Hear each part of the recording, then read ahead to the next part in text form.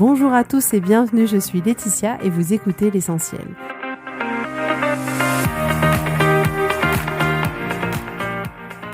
L'Essentiel est le podcast de coaching où je partage avec vous les outils et les techniques pour vous permettre d'avancer et d'avoir la vie que vous voulez. Je souhaite vraiment que ce podcast vous inspire et surtout vous encourage à passer à l'action. Vous pourrez retrouver toutes les notes de l'épisode sur www.laetitiamonaca.com. Pour ne rien louper, abonnez-vous au podcast sur la plateforme d'écoute que vous utilisez pour être tenu informé des nouveaux épisodes. Et pour finir, si vous avez aimé ce podcast ou tout simplement que vous pensez qu'il peut aider d'autres personnes, parlez-en autour de vous, ce serait super chouette. Et laissez-moi 5 étoiles et un petit mot sympa, ça m'aidera énormément à le faire découvrir et ça fait toujours plaisir. Voilà, je vous souhaite à tous une bonne écoute.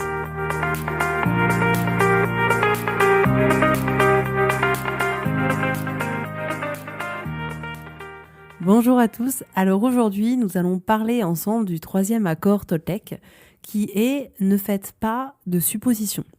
On a une forte tendance à faire des suppositions sur tout, on en fait sans arrêt et sans y faire attention tellement c'est une habitude pour nous. Alors c'est quoi une supposition ? C'est l'action de supposer, d'admettre quelque chose en hypothèse. La supposition, c'est une invention de notre part sur ce qu'on vit. Cette supposition, elle est complètement fondée sur notre système de croyances.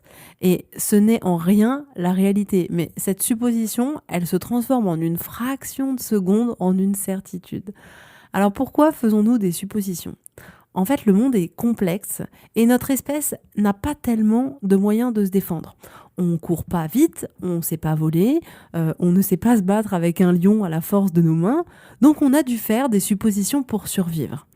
Et on ne peut pas attendre qu'il y ait un lion devant nous pour nous enfuir. On a besoin de supposer et notre cerveau, du coup, veut simplement nous protéger.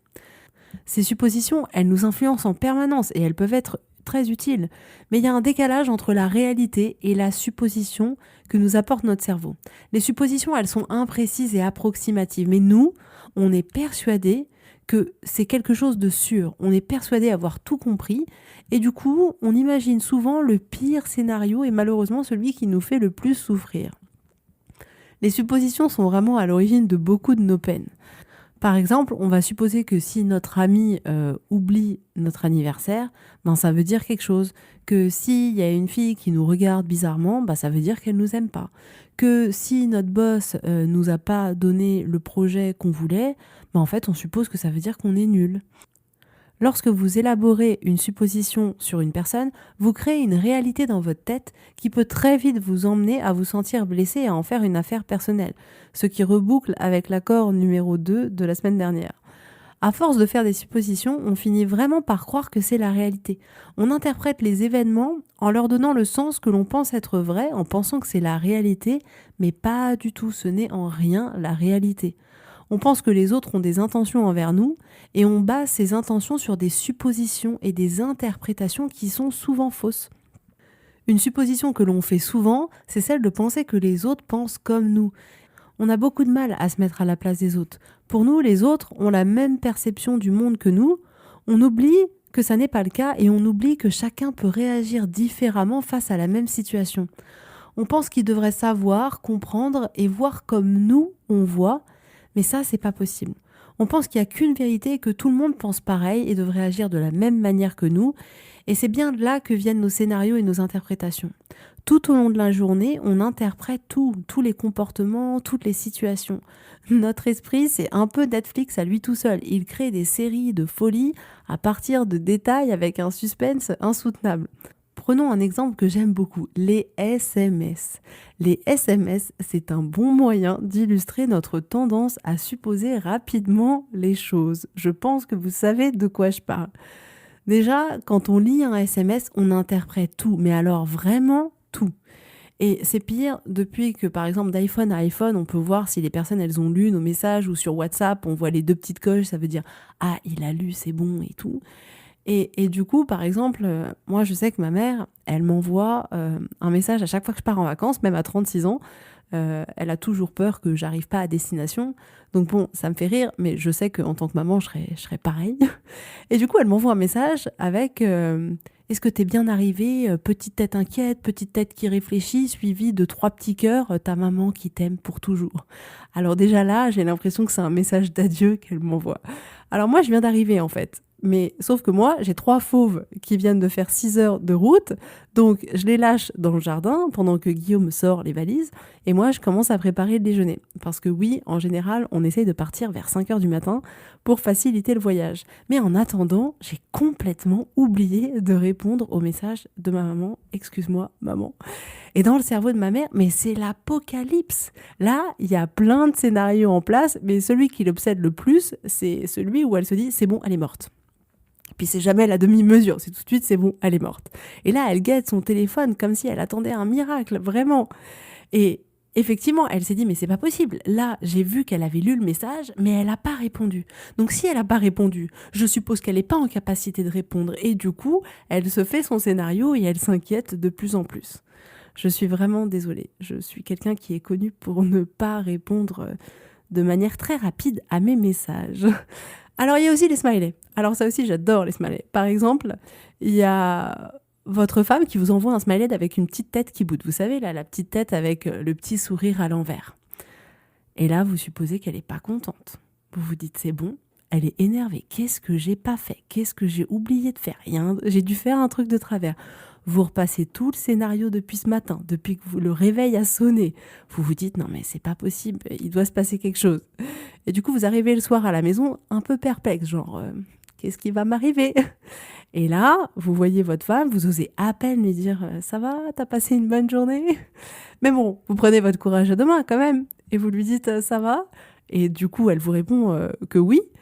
Et là, vous commencez à lui expliquer votre scénario et elle explose de rire. Elle dit non mais attends, n'importe quoi. Écoute, j'étais juste fatiguée, j'avais hâte que la journée elle se termine et c'est tout. Mais vous étiez déjà inventé des scénarios où vous étiez potentiellement coupable de quelque chose. Ensuite, il y a les fameux 3 petits points à la fin d'un message. Alors là, c'est la panique. Là, les suppositions, elles commencent, mais alors vraiment de manière instantanée, je crois. Par exemple, je sais pas, vous avez 16 ans et il y a votre père qui vous envoie un message, il faut qu'on parle. 3 petits points. Alors là, c'est mon Dieu. C'est bon, il a appris que je fumais, il a appris que j'avais eu 4 en maths, il a appris que je m'étais fait coller 3 heures mercredi, vous vous dites c'est bon, là il y a un problème. Donc vous rentrez chez vous, vous faites pas le malin, vous dites c'est bon, qu'est-ce qui va m'arriver aussi? Et en fait, votre père il dit écoute, faut qu'on parle, en fait on aimerait partir cet été mais faire un truc complètement différent. Et en fait, il n'y avait rien de grave. Mais alors, tout de suite, les 3 petits points, ça vous a fait supposer beaucoup, beaucoup, beaucoup de choses. Autre caractéristique du SMS, le temps de réponse. Par exemple, vous venez de rencontrer une nouvelle femme qui vous plaît beaucoup. Vous lui renvoyez un message après une soirée où vous avez été au restaurant, vous avez appris à vous découvrir, vous vous êtes parlé longuement. Et vous lui envoyez un message et elle répond dans les 5 minutes qui suivent votre message. Ah là aussi, j'adore les hommes, la réaction, elle est presque cliché. C'est-à-dire que la fille, si elle répond tout de suite, ça veut dire c'est bon, elle est à fond. Là, je l'ai mise dans ma poche. Alors que potentiellement, pas du tout. Et de la même manière que s'il y a une personne qui vous répond pas assez vite, alors là, tout de suite, vous allez supposer que cette personne, elle vous respecte pas, qu'elle vous aime pas, qu'elle a pas envie de vous voir, qu'elle a pas envie de vous parler, etc., etc. Ensuite, il y a les mots. J'adore. Vous envoyez par exemple à votre mari « Tu peux passer prendre du pain ce soir ?» Et là, il répond « Ok » en majuscule. Alors déjà, les majuscules, ça vous contrarie. Si vous êtes un homme, évitez de mettre des majuscules dans un message à destination de votre femme, sauf si c'est juste pour écrire « Je t'aime » en majuscule. Et là, vous vous dites « C'est bon ». En fait, il a pas envie, ça le saoule. Et puis en plus, même pas à la fin, il me dit « Bonne journée ma chérie » ou un petit mot sympa. Et là aussi, la création du film Netflix est en plein tournage. Bref, sachez qu'un seul SMS de 3 mots, même de 1 mot ou même de 1 smiley, peut entraîner des heures de conversation. C'est tellement amusant. Et on est tous pareils. C'est pas pour rien que souvent on dit « Ah !»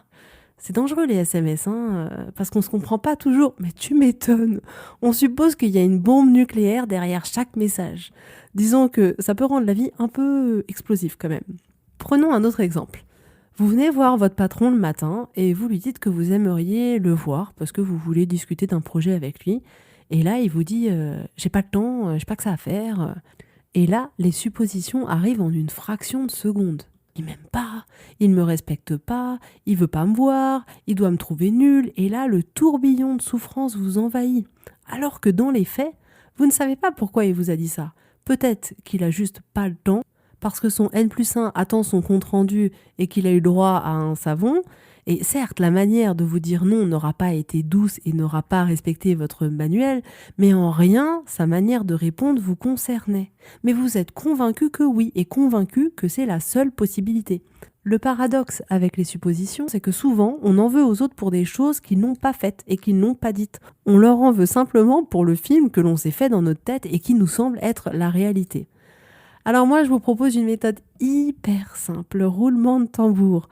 Osez poser des questions. Ça éviterait tellement de problèmes inutiles. Vous pourriez demander à votre patron d'avoir plus d'explications et lui poser la question. Vous êtes peut-être pressé, vous préférez que je revienne plus tard, peut-être que je vous ai contrarié. Et il dira oui ou il dira non. Mais au moins, vous saurez. Et une fois que vous aurez les éléments, vous n'aurez plus besoin de faire des suppositions. On élabore vraiment des suppositions dans tout un tas de situations. Je vous propose d'arrêter les suppositions dans vos relations sentimentales, dans vos relations avec les autres, d'arrêter les suppositions sur vous-même, d'arrêter les suppositions sur les faits. Prenons un dernier exemple. Si votre enfant se dispute avec sa petite sœur, les deux pleurent, vous allez le voir et vous lui demandez ce qui s'est passé parce que oui, souvent on demande aux grands ce qui s'est passé. Enfin, en fonction de l'âge, du moins. Et là, il répond pas. Alors vous insistez et il répond toujours pas. Et là, vous vous dites, c'est bon, il est coupable. Sinon, il parlerait. C'est qu'il doit être responsable de quelque chose. Et puis après, vous vous dites, je vais supposer que peut-être il a un problème avec moi et qu'il fait exprès de pas répondre pour m'embêter. Alors que dans les faits, c'est juste un petit garçon qui a du mal à exprimer ce qu'il ressent quand ça va pas et en rien, ça n'est lié à vous. Les suppositions que vous avez faites n'étaient pas les bonnes. Alors vraiment, arrêtez les suppositions. Dans la majorité des cas, elles sont fausses. Acceptez les autres comme ils sont et ne supposez pas que vous allez les changer. Mettez du relief. Ne croyez pas tout savoir d'une situation. Évitez les a priori. Demandez-vous pourquoi les choses sont ce qu'elles sont. Posez des questions. Ne supposez pas les informations que vous n'avez pas. Posez plutôt des questions claires. Pourquoi tu dis ceci ou pour quelle raison tu as fait cela? Demandez des explications lorsque ce n'est pas clair pour vous. Vous avez le droit de poser toutes les questions que vous voulez et la personne est libre d'accepter d'y répondre ou pas. Si vous avez un besoin, une envie, les autres ne peuvent pas le deviner. Essayez pas d'attendre d'eux qu'ils fassent une supposition pour trouver quel est votre besoin ou votre envie. Faites une demande qui sera claire à leurs yeux et vraiment, vous augmenterez nettement vos chances que l'autre réponde à votre demande. Il y a autant de vérité que de personnes. Si je crois en quelque chose, je n'ai pas forcément raison et je n'ai pas forcément tort. Gardez en tête que les autres ne voient pas forcément le monde comme vous. Ce troisième accord est aussi simple que les deux autres, mais aussi difficile à mettre en application. Quand le nouveau scénario Netflix commence dans votre tête, prenez du recul. Dites-vous, oulala mon cerveau, où est-ce que tu m'emmènes? Prenez-le avec humour et essayez juste de rester factuel. Vraiment, dans chaque situation, intéressez-vous juste aux faits, aux données qui peuvent être prouvées devant un tribunal. Le reste n'est que supposition et souvent, les suppositions ne sont pas du tout correctes. Alors, gardez vos suppositions quand vous êtes dans la jungle et que peut-être il y a un lion caché derrière un arbre. Là, gardez votre supposition de peut-être vous mettre à l'abri parce qu'il y a un danger potentiel. Mais dans le reste des situations, ne faites pas de suppositions. Remplacez vos suppositions par des questions, comme ça vous aurez toutes les réponses et votre cerveau n'aura plus besoin de créer des suppositions. Voilà pour aujourd'hui, je vous souhaite à tous une belle journée, une très belle semaine et je vous dis à la semaine prochaine.